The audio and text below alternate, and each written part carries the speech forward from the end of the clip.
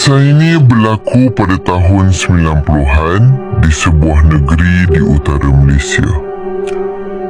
Hujan malam itu turun tanpa henti. Atap zinc berdentum.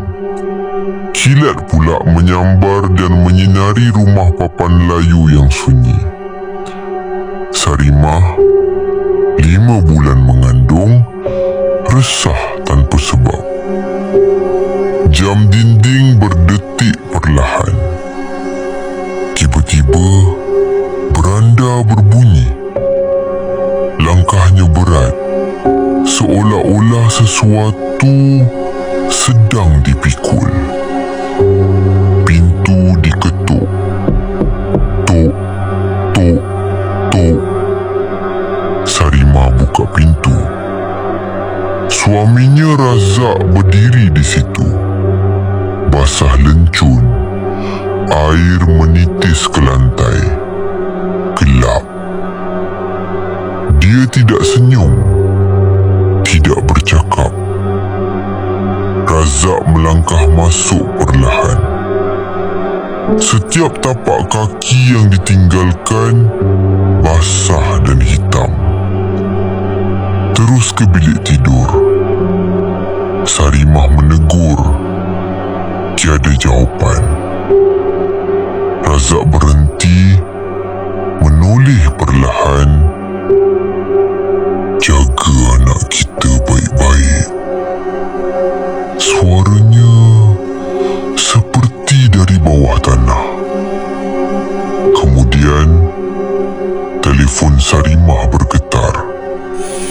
Kelihatan panggilan dari adik iparnya. Kak Mah, Abang Razak aksiden di simpang besar tadi. Dia meninggal kat tempat kejadian. Tepat 1 pagi tadi.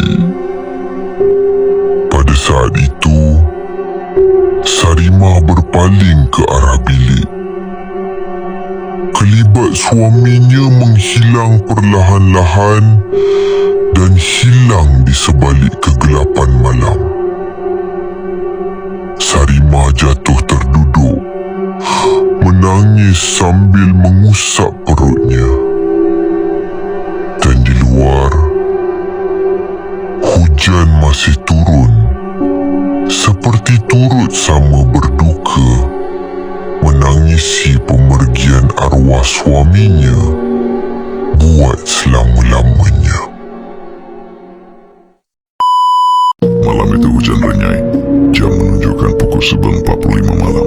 Kashif, seorang penghantar makanan sambilan, baru saja menerima satu pesanan terakhir sebelum tamat shift. Alamatnya pelik, nombor 13, Jalan Langgar Derita, kawasan terpencil yang jarang dilaluinya. Tapi bayaran tip luar biasa tinggi. Tanpa berfikir panjang, Hafiz terus menekan terima.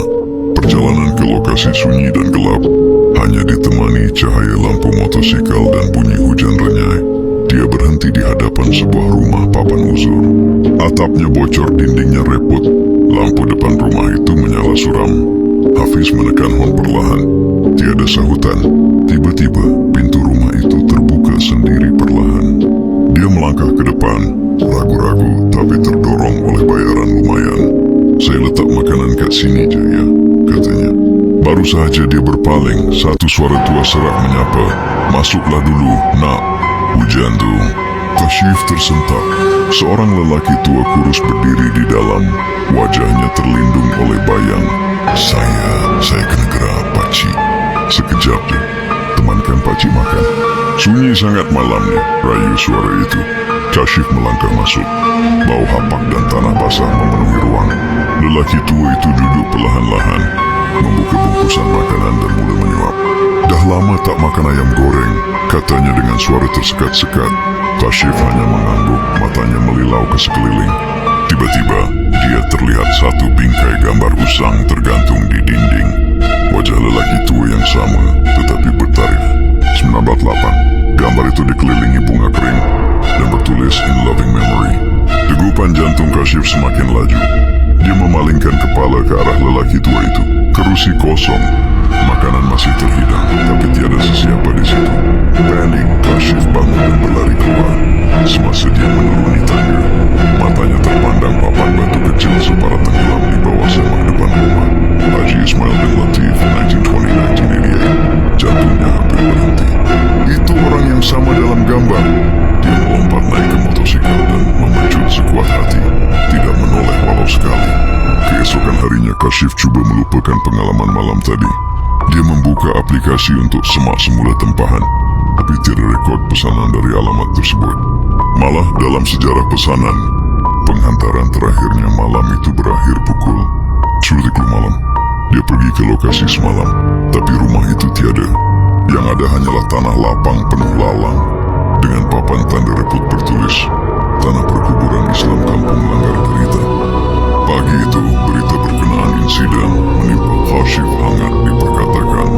Kashif baru sadar yang dia sebenarnya tidak pulang malam tadi.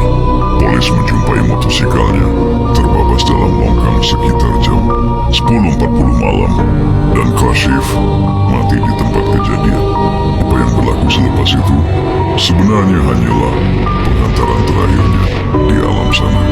Kashif berdiri termenung di tanah perkuburan, melihat jasadnya diselimuti kain putih. Mungkin penghantaran Kashif belum berakhir.